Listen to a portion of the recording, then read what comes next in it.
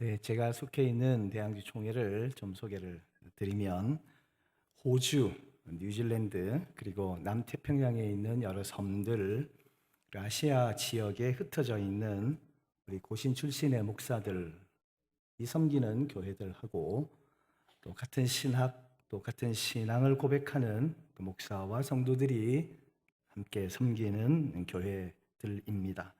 우리 한국의 고신교단과는 자매 관계에 있습니다.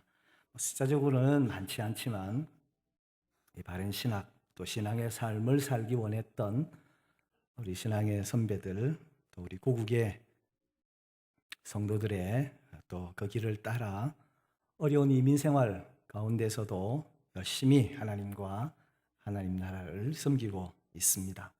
비록 고국을 떠나 있지만 조국 교회를 위해서 기도하면서 열심히 하나님 나라를 섬기고 있는 형제들이, 신앙의 동지들이 저 대항주 지역에도 있다는 것이 생각나실 때마다 여러분 기도해 주시기 바랍니다. 저는 오늘 세 차례의 주일 오전 예배에 에베소서 1장 1절, 2절 이 두 절의 말씀을 가지고 하나님 우리 아버지와 주 예수 그리스도로 말미암은 평강과 은혜에 대하여 그리고 성도와 그리스도 예수 안의 신실한 자에 대한 말씀을 나누고 있습니다. 오늘 우리가 읽은 이 성경 말씀에는 에베소서라고 하는 편지의 발신자와 수신자 그리고 그 편지의 인사말로 이루어져 있습니다. 편지의 발신자는 사도 바울이고 수신자는 에베소에 있는 성도들과 그리스도 예수 안에 있는 신실한 자들입니다. 그리고 그들에게 나누는 인사말이 하나님 우리 아버지와 주 예수 그리스도로 말미암은 은혜와 평강이 너희에게 있을지어다입니다. 저는 1부, 2부 예배 시간에 평강과 은혜에 관한 말씀을 나누었고 2, 3부 예배 때에는 1절 말씀을 중점적으로 살펴보려고 합니다. 우리를 지칭하는 호칭인 성도, 신실한 자. 1절에 보면 이 편지의 수신자를 두 가지로 표현을 하는데 그 첫 번째가 성도이고 또 다른 하나는 예수 안에 신실한 자들인데 사도는 그렇게 우리 예수 믿는 기독교인들을 묘사하고 있습니다. 먼저 성도라는 말을 생각해 보겠습니다. 여러분, 성도라는 말은 거룩한 무리를 가리키는 말이죠. 그런데 사실 거룩하다라고 하는 말을 우리가 때로 도덕적으로 착하고 순결한 것이다 이렇게 정의를 내리는 경우가 있습니다. 틀리지 않습니다. 그러나 그러한 도덕적, 윤리적 의미의 거룩은 참으로 좁은 의미의 정의입니다. 성경이 말하는 거룩은 원래 하나님의 신성과 크심과 위대하심 등을 표현하는 단어입니다. 그래서 그 단어는 죄악에 빠져 있는 인간에게 쓰여지는 단어가 아닙니다. 하나님과 하늘의 것을 그 내용을 담고 있는 단어가 거룩입니다. 그래서 우리는 거룩이라는 단어를 구별된 이라는 뜻으로 쓰는 것입니다. 구별이 되었다? 이 구별이 되었다 하는 것은 무엇인가로부터 구별이 되었다라는 뜻이죠. 무엇인가로부터 분리되었다 혹은 이렇게 따로 되어졌다 그런 뜻이죠. 어디서부터 구별이 되었다는 겁니까? 우리를 부르면서 너희는 구별된 자야 그렇게 부르는데 어디서부터 구별되었다라고 그럽니까? 바로 죄악된 세상으로부터 하나님의 영광을 위해 그리고 하늘의 것으로 만들어져 가기 위해 구별되었다는 것입니다. 그래서 성전에서 쓰는 기구들을 성구라 그러고 사람들은 저 시내 산에 있는 그 산을 저 시나이 반도에 있는 그 산을 성산이라 그렇게 부릅니다. 하나님의 영광을 위해서 쓰여지도록 하나님에 의해 구별된 것들이라는 면에서 성구다, 성산이다, 그런 것이지 그 산이 착해서 그 거룩한 그 산이 아름다워서 거룩한 산이다 하지 않습니다. 그래서 우리가 지금 살피고 있는 성도라는 개념은 하나님의 영광을 위해서 쉽게 하나님의 영광을 위해서 살게 구별되어져 하늘의 것들로 지어져 가는 것들을 말하는 것입니다. 그래서 모든 하나님의 백성들을 성도라 부르는 것입니다. 근데 로만 가톨릭에서는 소수의 몇 사람에게만 그 성, 세인트를 붙입니다. 그래서 성 프란시스, 성모 마리아, 성 베드로 몇몇 소수의 성자들을 만들어 놓았습니다. 저희가 예배를 드리기 위해서 빌려 쓰고 있는 뉴질랜드 장로교 교회의 이름도 세인트 에이단스 교회입니다. 에이단스라는 성자의 이름을 딴 교회입니다. 근데 그건 틀린 것입니다. 우리 하나님의 백성들은 모두가 성자인 것입니다. 여러분이 성자입니다. 여러분은 그렇게 존귀한 분들입니다. 소수의 성자들에게 주눅들지 마십시오. 그래서 바울이 지금 에베소에 있는 이 기독교인들에게도 성도라고 이름을 부르며 편지를 쓰고 있는 것입니다. 그리스도께서 하나님 곧 우리 아버지의 뜻을 따라 이 악한 세대에서 우리를 건지시려고 우리의 죄를 위하여 자기 몸을 주셨으니 그가 우리를 흑암의 권세에서 건져내사 그의 사랑의 아들의 나라로 옮기셨으니 너희가 세상에 속하였으면 세상이 자기의 것을 사랑할 터이나 너희는 세상에 속한 자가 아니요 도리어 세상에서 나와 나의 택함을 입은 자인 고로 세상이 너희를 미워한다. 이렇게 성도들은 세상으로부터 구별되어져서 하나님 나라로 하나님 앞으로 나온 자들을 성도라 합니다. 하나님과 하나님의 하늘의 것들에만 쓰여지는 그 거룩이라는 단어가 드디어 죄인들 중 어떤 무리들에게 쓰여지기 시작한 것입니다. 따라서 그 성도라는 말은 우리의 죄 사함이 확인되어진 말입니다. 왜냐하면 거룩한이라는 단어는 죄인들에게는 쓰여질 수 없는 단어이기 때문입니다. 성도가 하나님 앞으로 옮겨진 자들이라면 그들에게는 당연히 죄가 없어야 합니다. 하나님은 죄와 공존할 수 없는 분이시기 때문입니다. 그래서 성도들은 죄가 씻겨진 자들이어야만 하는 것입니다. 그런데 우리가 성도랍니다. 우리를 보고 성도라 합니다. 우리는 죄가 없는 하늘의 것들이라는 뜻입니다. 너무 좋지 않으세요? 우리가 우리의 꼴을 보면 여전히 세상과 다를 바가 없는데 하나님은 우리를 성도, 거룩한 무리라 부르시는 것입니다. 어찌 행복하지 않을 수 있겠습니까? 그러면 우리의 죄는 어떻게 된 겁니까? 누군가에 의해서 없어진 것입니다. 도말된 것입니다. 우리 주님께서 우리를 완전한 의를 입은 자, 성도로 만드시기 위해 우리를 품고 죽으신 것입니다. 그리고 아울러 우리를 품에 안으시고 난지 8일 만에 할례를 받으시고 40일 만에 정결 예식을 행하시는 것으로부터 시작하여 완벽하게 율법을 지켜내시는 그야말로 하나님의 자녀로서의 완벽한 삶을 살아주셨습니다. 그리고는 그 모든 것들을 우리의 것으로 전가시켜 주셨기 때문에 우리는 의롭게 되어졌고 성도가 된 것입니다. 그게 바로 복음입니다.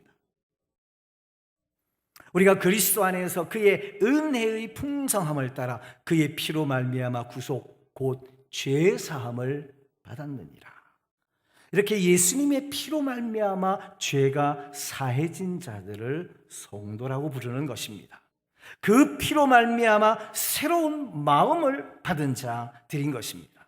또 새 영을 너희 속에 두고 새 마음을 너희에게 주되 너희 육신에서 굳은 마음을 제하고 부드러운 마음을 줄 것이며 이렇게 예수님의 피로 말미암아 죄가 사해지고 성령께서 들어오셔서 새 마음으로 바꾸어 놓은 자들, 그래서 세상과 구별이 되어져서 세상 사람들이 좇는 것들을 쫓아 사는 자들이 아닌 하늘을 소망하여 사는 자들을 성도라 합니다.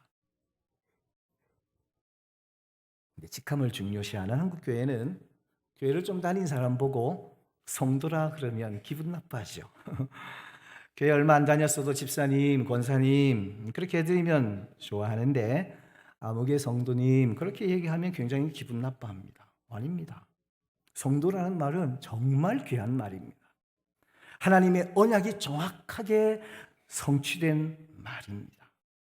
너희가 내게 대하여 제사장 나라가 되며 거룩한 백성이 되리라. 너는 이 말을 이스라엘 자손들에게 고할지니라. 오직 너희는 택하신 족속이요 왕 같은 제사장들이요 거룩한 나라요 그의 소유가 된 백성이니 이는 너희를 어두운 데서 불러내어 그의 기이한 빛에 들어가게 하신 자의 아름다운 이의 아름다운 덕을 선포하게 하려 하심이라. 보세요. 하나님은 우리를 거룩한 백성, 거룩한 무리, 성도로 만드시겠다는 것을 언약의 핵심으로 말씀하십니다. 그 언약이 성취된 단어가 바로 성도라는 단어인 것입니다. 구약의 이스라엘을 보십시오. 이스라엘 백성들은 하나님에 의해서 구별이 된 사람들입니다. 그들은 다른 많은 민족들 가운데의 한 민족이었을 뿐입니다. 그런데도 하나님에 의해 선택된 그들은 뭔가 달랐습니다. 그들은 다른 민족들이 갖지 못한 어떤 특권들을 가지고 있었습니다. 그들은 하나님에 의해서 선택된 이후에 독특한 민족이 되었습니다. 그들은 하나님의 특별한 관심을 받는 백성이 되었으며 그들은 다른 민족들이 가지지 못했던 것을 받았습니다. 그들은 하나님의 말씀의 계시를 하나님으로부터 직접 받았습니다. 다시 말해서 구별된 백성이요 세상 안에 살고 있으나 세상에 속한 사람들은 아닌 사람들이요 하나님에 의해 소유된 사람들이 된 것입니다. 그러므로 같은 것 같이 보이지만 본질적으로는 다른 사람들인 것입니다. 하나님에 의해 끌려가는 자들이 된 것입니다. 왜 하나님의 계시인 성경에 유독 이스라엘의 역사만 기록이 되어 있습니까? 그들만이 하나님에 의해 구별되고 선택되어져 하나님의 언약을 성취하는 데에 쓰여지고 있기 때문입니다. 그러므로 성도들은 세상의 주관을 받지 않는 사람들인 것입니다. 하나님의 주권 하에 살아가는 자인 것입니다. 그리고 성도들은 세상의 정신이나 사고방식, 가치관, 철학의 주관을 받지 않습니다. 그렇게 세상과는 다른 사람들이 세상 사람들 가운데서 살아있을 때 세상은 그들을 보며 영향을 받게 되고 자신들의 고통과 짐을 가지고 성도들에게 나아오게 되는 것입니다. 그것을 전도라고 하는 것입니다. 전도는 성도가 성도답게 존재하는 데에서 하나님께서 하시는 하나님의 일인 것이지 우리의 열심과 노력과 언변과 설명으로 되는 것이 아닙니다. 우리가 거룩한 자로 잘 지어져 가며 그 거룩의 삶을 나타낼 때에 그 길에서 전도와 선교의 열매가 자연스럽게 맺히는 것입니다. 그런데 오늘날 왜 이렇게 성도와 세상 사람들이 구분이 없게 되어버렸습니까? 성도된 자들이 구별된 자들답게 살지 않기 때문은 아닙니까? 뭔가 다른 구별된 모습이 보여지게 되면 세상은 우리를 궁금해하며 우리를 붙들고 계신 하나님을 궁금하게 되어 있습니다. 그 하나님에 대해서 궁금하게 되어 있습니다. 에베소가 어떤 곳입니까? 사도행전 19장을 보면 잘 나와 있습니다. 에베소는 아데미라는 여신을 섬기는 우상의 도시였습니다. 그래서 말끝마다 크도다 에베소 사람의 아데미여 이렇게 외쳤던 자들이었습니다. 그곳은 마술과 요술이 자행되던 곳이었습니다. 사도 바울이 처음 에베소를 찾아갔을 때 세례 요한의 제자들을 만났습니다. 그들은 아직 성령이 무엇인지 예수가 누구인지도 모르던 사람들이었습니다. 그들에게 세례를 주었고 그 즉시 그들에게 성령이 임하셨습니다. 에베소 교회는 그렇게 시작이 된 것입니다. 그 에베소가 나중에 사도 요한의 일터가 되었습니다. 이교도들로 꽉 찬, 거만과 교만과 음란이 흘러 넘치던 에베소에 성도 몇 사람이 그 도시에 생겨나니까 결국 그곳에 교회가 생기고 하나님의 일이 활발하게 일어나게 된 것입니다. 여러분, 성도의 존재는 그렇게 세상에 영향력을 끼치게 되어 있습니다. 여러분은 그렇게 세상에 영향력을 끼치는 성도로 살고 계십니까? 아니면 세상에서 영향을 받아 세상과 방불한 불순종의 자녀들처럼 살고 계십니까? 성경은 우리를 성도라 합니다. 구별된 자들이라 그럽니다. 우리가 그런 자라고 하는 것을 여러분 분명하게 확인하십시오. 이제 두 번째 용어인 신실한 자에 대해서 살펴보겠습니다. 이 신실한 자라고 하는 용어를 살펴보기 위해서는 요한복음의 도마의 이야기로 가야 합니다. 예수님께서 부활하시고 제자들에게 나타나셨습니다. 그리고 평안의 인사를 하시고 두 손과 두 발을 보여주셨습니다. 그런데 그 자리에 마침 도마라는 제자가 없었습니다. 도마는 다른 제자들이 주님이 부활하셨다 하는 말을 하는데도 자기는 예수님의 손에 있는 그 못자국에 손가락을 넣어보고 옆구리에 손을 넣어보기 전에는 절대로 못 믿겠다 그럽니다. 그때 예수님께서 나타나셔서 도마에게 내 손가락을 이리 내어서 내 손을 만져보고 내 손을 이리 내어서 내 옆구리에 한번 넣어보라 그러십니다. 그러면서 도마에게 믿음 없는 자가 되지 말고 믿는 자가 되라 말씀하십니다. 거기서 믿는 자라는 말이 신실한 자라는 말과 동일한 단어입니다. 그러니까 신실한 자란 믿음을 행사하는 자라는 뜻입니다. 무엇을 믿고 있는가를 알고 그 믿음이 그의 삶에서 행사되어지는 자, 나타나는 자, 그것이 드러나는 자를 신실한 자라고 합니다. 이 신실한 자들은 과연 무엇을 믿는 자들일까요? 다시 사도행전 19장으로 가서 세례 요한의 제자들이 어떻게 그리스도인이 되었는지를 살펴보겠습니다. 바울이 윗지방으로 다녀 에베소에 와서 어떤 제자들을 만나 가로되 너희가 믿을 때에 성령을 받았느냐? 가로되 아니라 우리는 성령이 있음도 듣지 못하였노라. 바울이 가로되 그러면 너희가 무슨 세례를 받았느냐? 대답하되 요한의 세례로라. 바울이 가로되 요한이 회개의 세례를 베풀며 백성에게 말하되 내 뒤에 오시는 이를 믿어라 하였으니 이는 곧 예수라 하거늘 저희가 듣고 주 예수의 이름으로 세례를 받으니 예수를 믿고 세례를 받으니 그들이 그리스도인들이 되었다고 합니다. 그리스도인이 되는 길은 멋진 사람, 선한 사람이 되는 것이 아닙니다. 그리스도인이 되는 길은 예수를 믿는 길밖에 없는 것입니다. 따라서 신실한 자들은 예수를 믿는 자들을 말하는 것입니다. 거룩하게 구별되어 세상에서 건져내어짐을 받은 자들, 즉 성도들은 예수를 믿는 신실한 자들이 되는 것입니다. 근데 많은 사람들이 어떤 예수를 믿고 있습니까? 오늘 어떤 예수를 과연 믿고 있습니까? 부자 되게 해주는 예수를 믿고 병 고쳐주시는 예수를 믿습니다. 자기의 삶에 기적을 일으켜 남들이야 어찌됐던 자기의 일만 만사형통으로 이끌어주시는 그런 알라딘의 요술램프의 거인 같은 예수를 믿습니다. 아닙니다. 우리는 성경의 예수를 믿어야 합니다. 우리는 그 초라한 나사렛 예수가 독생하신 하나님의 아들이심을 믿는 것입니다. 그의 동정녀 탄생을 믿는 것이며 그분이 십자가에서 우리의 모든 죄를 다 짊어지고 죽으셨다는 것을 믿는 것입니다. 그리고 그분은 장사한 지 사흘 만에 죽은 자 가운데서 다시 살아나셨고 지금 하늘에 오르셔서 우리 성도들을 하나님 나라로 이끌고 계신 것을 믿는 것입니다. 마지막 날 거기로부터 산 자와 죽은 자를 심판하러 오실 것을 우리는 믿는 것입니다. 자의주 신학자들이나 이단들이 주장하는 것처럼 성경이 어떻게 다 맞을 수 있나? 성경도 오류가 있는 것이고 신화나 설화 같은 이 얘기는 그냥 웃고 넘겨라.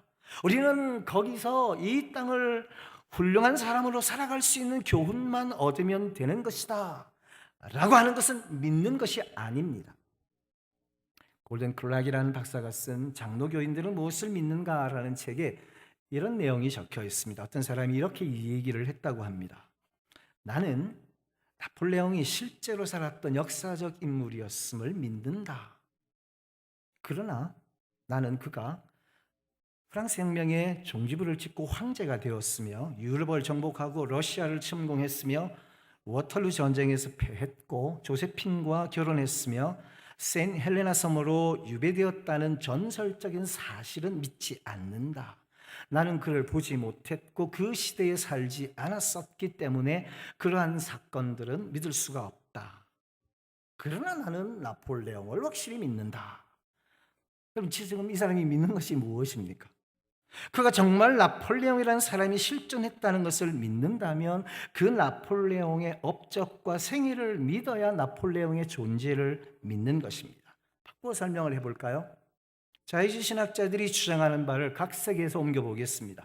나는 예수를 믿는다.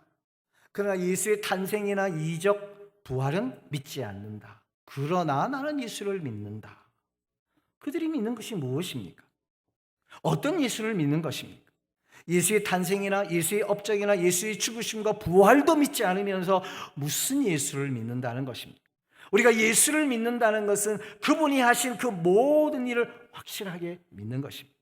다시 말씀드립니다. 그분이 이 땅에 오셔서 그분의 백성을 위해 죽으시고 3일 만에 부활하셨으며 지금은 거룩한 영광의 하늘의 영광의 자리에 복귀하셨고 이제 속히 이 땅을 심판하러 오실 것이라는 것을 굳게 믿는 것을 우리는 예수를 믿는다라고 하고 그런 그들을 신실한 자들, 믿는 자들이라고 일컫는 것입니다.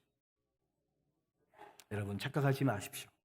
우리가 교회를 다니고 있느냐 안 다니고 있느냐가 중요한 것이 아닙니다.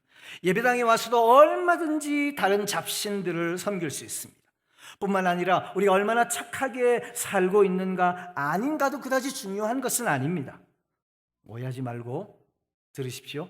우리 성도들의 궁극적인 목표가 도덕적으로 윤리적으로 착하게 잘 사는 것이라면 우리보다 더 착하게 깨끗하게 사는 사람들이 우리 주변에는 많습니다. 그건 예수를 알지 못하는 사람들의 의지에서도 나올 수 있는 것들입니다. 예수를 하나님의 아들이라 믿지 않았던 간디나 슈바이처도 우리와는 비교도 안 되는 깨끗하고 착한 삶을 살았습니다. 우리가 이 기독교를 믿는 것이 예수를 모르는 사람들도 할 수 있는 착하게 사는 것, 도덕적으로 윤리적으로 바르게 사는 것에 도달하는 것이라면 기독교는 너무 가난하지 않습니까? 만일 그렇다면 그게 무슨 복음입니까? 무거운 짐이지요. 성도는 예수가 내 죄를 대신해서 죽으셨고 나는 해방이 되었다라는 복음을, 그리고 그 복음을 완성해내신 하나님과 예수 그리스도를 믿는 자들인 것입니다. 그리스도인은 선한 사람들이 아니라 신실한 사람들인 것입니다. 신실한 자들은 그래서 그렇게 확고부동한 믿음의 소유자들이면서 그렇기 때문에 그들 자신들도 다른 사람들이 볼 때에 믿을 만한 사람이어야 합니다. 믿을 만한 사람이어야 합니다. 지금 하도 교인들한테 사기당했다는 말을 많이 들어서 그런 말을 하기가 참 어색합니다. TV에 나오는 포토라인에 쓴 사람들은 왜 다 그렇게 성경책들을 들고 있는지 모르겠습니다. 정말 예수님을 그리스도로 믿는 사람들은 자기의 유익을 위해 남의 등을 치지 않습니다. 자신은 이미 너무나도 귀하고 복된 것을 소유하고 있기에 그깟 세상 것들은 조금 손해보아도 속임수나 사기나 도둑질을 하지 않는 것입니다. 그러한 자들을 세상은 믿을 만한 사람이라고 부르는 것입니다.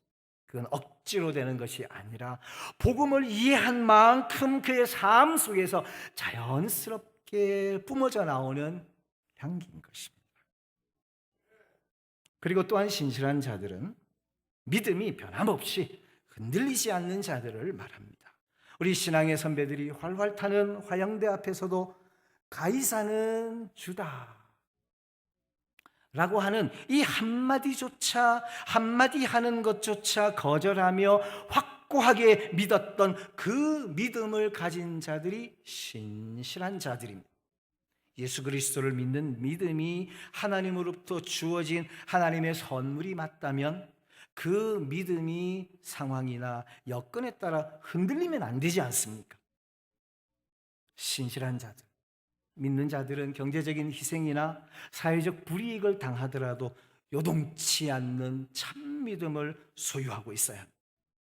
평소에 아주 잘 믿는 것 같았던 사람들이 어려움이 닥치면 여지없이 무너지는 것을 종종 보지 않습니까? 그들은 신실한 자가 아닌 것입니다. 아닙니다. 하나님께서 우리를 화형대에 묶어 놓는다 할지라도, 아니 사자굴에 넣으신다 할지라도 우리는 하나님을 끝까지 신뢰하고 그분께서 우리에게 허락하신 예수 그리스도의 죽음과 부활하심을 놓지 않는 것, 그게 바로 하나님이 우리에게 선물하신 믿음을 소유한 신실한 자들의 삶이어야 하는 것입니다. 자기에게 무엇을 해주면 좋은 하나님이고 자신이 원하는 것을 들어주지 않으면 삿대질을 해대는 그런 믿음은 믿음이라 할 수 없는 것입니다. 그들은 신실한 자들이 아닙니다. 또 한 가지, 성경은 그리스도인을 그리스도 안에 있는 자들이라고 부릅니다. 그리스도 안에 있는 자들이라고 하는 것은 그리스도와 연합되어진 것을 의미합니다. 예수께서 사신 삶이 나의 삶이 되고 내가 사는 이 엉터리 같은 삶이 예수님께 전가되어서 십자가에서 도말되어 우리가 하나님의 자녀가 되는 것을 그리스도와의 연합이라 합니다. 이 부분은 성경 구절 몇 개만 좀 찾아보고 넘어가도록 하겠습니다. 로마서 6장 말씀입니다. 무릇 그리스도 예수와 합하여 세례를 받은 우리는 그의 죽으심과 합하여 세례받은 줄을 알지 못하느뇨. 그러므로 우리가 그의 죽으심과 합하여 세례를 받음으로 그와 함께 장사되었나니. 우리 엉터리 같은 삶은 장사되어 없어졌다. 십자가에서 주와 함께 없어졌다. 이는 아버지의 영광으로 말미암아 그리스도를 죽은 자 가운데서 살리심과 같이 우리로 또한 새 생명 가운데서 행하게 하려 함이니라. 만일 우리가 그의 죽으심을 본받아 연합한 자가 되었으면 또한 그의 부활을 본받아 연합한 자가 되리라. 우리가 알거니와 우리 옛사람이 예수와 함께 십자가에 못 박힌 것은 죄의 몸이 멸하여 다시는 우리가 죄에게 종노릇하지 아니하려 함이니 이는 죽은 자가 죄에서 벗어나 의롭다 하심을 얻었음이니라. 만일 우리가 그리스도와 함께 죽었으면 또한 그와 함께 살 줄을 믿노니 이는 그리스도께서 죽은 자 가운데서 사셨음에 다시 죽지 아니하시고 사망이 다시 그를 주장하지 못할 줄을 알미로라. 그의 죽으심은 죄에 대하여 단번에 죽으심이요 그의 살으심은 하나님께 대하여 살으심이니 이와 같이 너희도 너희 자신을 죄에 대하여는 죽은 자요 그리스도 예수 안에서 하나님을 대하여는 산 자로 여길지어다. 아멘. 내가 그리스도와 함께 십자가에 못 박혔나니 그런즉 이제는 내가 산 것이 아니요 오직 내 안에 그리스도께서 사신 것이라. 이제 내가 육체 가운데 사는 것은 나를 사랑하사 나를 위하여 자기 몸을 버리신 하나님의 아들을 믿는 믿음 안에서 사는 것이라. 이렇게 그리스도와 연합되어 그리스도와 한 몸이 된 자들을 우리는 성도라 하고 신실한 자라 합니다. 오직 사랑 안에서 참된 것을 하여 범사에 그에게까지 자랄지라. 그는 머리니 곧 그리스도라. 그에게서 온 몸이 각 마디를 통하여 도움을 입음으로 연락하고 상합하여 연결되고 결합되어 각 지체의 분량대로 역사하여 그 몸을 자라게 하며 사랑 안에서 스스로 세우느니라. 나와 예수가 한 몸입니다. 그 관계를 떠나서는 절대 우리는 구원 못 받습니다. 천국 문 앞에서 하나님께서 너 내가 요구하는 율법 다 지켰어? 물으시면 여러분 뭐라고 대답하시겠습니까? 예, 예수 안에서 나 다 지켰습니다. 대답하시면 됩니다. 그럼 네가 네 육신으로 저질러 놓은 죄값은 예, 예수께서 십자가에서 다 갚았습니다 라고 대답하면 됩니다. 예수님이 나를 위해 모든 것을 완벽하게 이루어 놓으셨습니다. 그 예수의 이름만 되면 우리는 천국에 들어가게 되어 있습니다. 이 놀라운 자유, 이 홀가분한 자유를 여러분 정말 아십니까? 그래서 우리는 평안할 수 있는 것이고, 그래서 우리는 항상 기쁠 수가 있는 것입니다. 이 복음을 알고 있기 때문에, 이 복음이 내 속에 있기 때문에. 이게 과연 믿을 만한 일입니까? 와, 대단하십니다, 여러분. 이게 믿어지신다는 게요. 여러분 정말 대단한 분들이십니다. 우리 조상도 아니고 저 팔레스타인의 목수의 아들이 내 죄를 다 도말해 버렸다는 것을 자기 상식으로 믿을 수 있는 사람이 과연 몇 명이나 될까요? 그런데 우리는 그것이 믿겨집니다. 그렇죠? 이게 우리의 노력과 학습으로 되는 것입니까? 아닙니다. 하나님의 선물입니다. 바로 이것을 믿는 정신 나간 사람들이 우리 그리스도인들인 것입니다. 그것이 믿어진다는 것이 어찌 병 하나 낫는 것, 우리 현실의 문제 하나 해결되는 것과 비교가 되겠습니까? 그보다 더 큰 기적이 어디 있습니까? 원래 아담 안에 있던 자가, 그리고 아담과 함께 영원히 죄 속에 거해야 할 자가 어떻게 그리스도 안에 그리스도와 하나가 되어 있습니까? 신비입니다. 복된 신비입니다. 성경은 그렇게 예수가 나이고 내가 예수가 되는 것을 내가 그리스도 안에 있다고 합니다. 나와 예수님의 관계가 그렇고 여러분과 예수님의 관계가 그렇다면 우리들끼리는 어떤 관계가 됩니까? 우리 각자가 수직적으로 예수님과 한 몸입니다. 그렇다면 우리 성도 모두는 수평적으로도 한 몸인 것입니다. 그건 상식입니다. 그러면 우리 성도들은 서로의 아픔을 나누어야 하며 서로의 기쁨을 공유해야 하는 것입니다. 시기하고 질투하고 못 잡아먹어서 안달을 내는 그런 모습은 교회에서 사라져야 합니다. 발톱이 빠지면 발톱만 아픈 것이 아니라 내가 아프듯이 우리 성도들은 그렇게 서로의 아픔을 나누어지는 사람들이어야 하는 것입니다. 성도들은 바로 그러한 일을 하는 사람들입니다. 그게 하늘나라의 삶의 원리인 십자가의 삶의 원리이며 신실한 자들의 삶의 모습입니다. 그들은 모두 천국에서 그러한 삶의 원리로 살아야 하기 때문에 이 땅에서 그 삶을 맛보고 가야 하는 것입니다. 바벨탑에서 죄로 말미암아 갈라지고 분열되어 버린 죄인들의 삶이 아니라 하나님의 은혜로 하나가 된 재통일이 된 하나됨의 삶을 이 땅에서 살아야 하는 것입니다. 오늘 본문에 또 한 가지 중요한 것이 사도 바울이 에베소에 있는 성도들, 그리스도 예수 안에 있는 신실한 자들이라는 말을 동일한 선상에 놓고 있습니다. 에베소라는 지역교회의 그리스도인들은 에베소에도 있고 동시에 그리스도 예수 안에도 있다는 말입니다. 그리스도 예수는 지금 어디 계십니까? 보좌 우편에 계십니다. 하늘에 계십니다. 따라서 우리는 이 부산의 존재함과 동시에 저 천국에 살고 있는 자란 뜻이 되는 것입니다. 그 말은 그리스도인들은 이미 하늘 보좌 우편에 하나님과 함께 살고 있는 자들이며 동시에 그 하늘에서의 완성된 삶을 배우기 위해 연습하기 위해 훈련하기 위해 이 땅을 살고 있는 자들인 것입니다. Already, not yet. 이미, 그러나 아직. 우리는 이미 하늘나라의 천국 시민으로 들어가 있는 자들입니다. 그 영적 현실이 바로 우리의 믿음의 목표 지점인 것입니다. 그게 바로 우리의 소망이 되는 것입니다.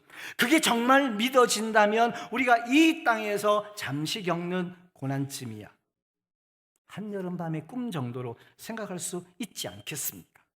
그러니까 잘 이기셔야죠. 이겨내셔야죠.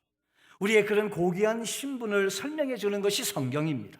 그래서 그 신분을 아는 만큼 그 나라 시민답게 살아내게 되는 열매가 나오게 되어 있습니다. 내가 하늘나라에서 그런 존재이면 이 땅에서도 그렇게 되도록 그 신분에 걸맞는 삶을 살아야지, 그러면서 조금씩 변해 가는 것입니다. 오해하지 마십시오. 내가 이렇게 착하게 살면 하나님께서 날 천국에 보내주시겠지가 아니라, 나의 신분이 이렇게 이미 정해졌으므로 나는 거기에 걸맞게 살아야 해. 나는 성도야. 나는 신실한 자야. 이 이름에 맞게 살아야 해로 가는 것입니다. 중요한 것은 성경은 우리에게 너희들 열심히 노력해서 성도가 되라 말씀하시지 않는다는 것입니다. 성경은 너희는 성도다 라고 선포하십니다. 그러니 그 신분에 맞는 삶을 찾으라는 것입니다. 연습하라는 것입니다. 살라는 것입니다. 훈련하라는 것입니다. 여러분들이 이 사직동교회에 사는 것이 무엇입니까? 그 백성으로서의 삶을 살아내는 훈련을 하는 것입니다. 연습을 하는 것입니다. 살아내면서 그것을 함께 격려하며 세워가는 것입니다. 그 신분에 걸맞는 삶을 찾으라는 것입니다. 그러나 너희 마음 속에 독한 시기와 다툼이 있으면 자랑하지 말라. 진리를 거스려 거짓하지 말라. 이러한 지혜는 위로부터 내려온 것이 아니요 세상적이요 정욕적이요 마귀적이니 시기와 다툼이 있는 곳에는 요란과 모든 악한 일이 있음이니라. 오직 위로부터 난 지혜는 첫째 성결하고, 다음에 화평하고 관용하고 양순하며 긍휼과 선한 열매가 가득하고 편벽과 거짓이 없나니 화평케 하는 자들은 화평으로 심어 의의 열매를 거두느니라. 나는 하늘에서 성결하고 화평하고 관용하고 양순하며 긍휼과 선한 열매가 가득하고 거짓도 없는 자니까 이 땅에서도 거짓말하지 말고 화평을 이루고 순결하고 성결하게 살도록 노력해야지로 가는 것입니다. 사랑하는 여러분, 우리는 성도입니다. 거룩하게 구별되어진 자입니다. 그리고 우리는 신실한 자입니다. 거룩하게 구별되어지고 나니 믿음이 생겼습니다. 그래서 성도가 먼저 나오고 신실한 자들이 뒤에 나오는 것입니다. 우리는 신실한 자들이 되어서 성도가 되는 것이 아니라 먼저 하나님께서 우리를 구별시켜 놓으시니까 우리가 신실한 자들이 되는 것입니다. 여기는 엄청난 교리가 담겨져 있는 것입니다. 하나님께서 우리를 영원한 작정 속에서 예정하시사 우리에게 믿음이 선물로 주어졌고 그 결과 우리가 신실한 자가 된 것입니다. 이 순서를 잊지 마십시오. 어떻게 우리를 성도로 만드시고 어떻게 우리를 신실한 자들로 만드셨다고요? 우리를 그리스도 안에 넣어서 그렇게 만드셨습니다. 그러므로 우리는 지금 그리스도와 함께 하늘을 사는 자들이고 그 하늘을 사는 자들의 수준에 걸맞는 삶을 살아내야 하는 자들입니다. 우리의 신분이 어떤 것인지 알았으면 오늘부터 여러분 어깨 딱 펴고 당당한 하나님의 백성으로 사십시오. 다른 이들이 뭐 개뿔도 없으면서 뭘 그렇게 희죽희죽거리고 다니냐고 물어보면 니들은 몰라. 니들이 개맛을 알아? 그러면서 한번 웃어주십시오. 언젠가 그들도 알게 될 것입니다. 그게 그리스도인의 삶입니다. 성도와 신실한 자에 걸맞는 삶을 살아 매일 매 순간마다 하나님의 은혜와 평강이 넘치는 복된 삶이시기를 주님의 이름으로 축복합니다.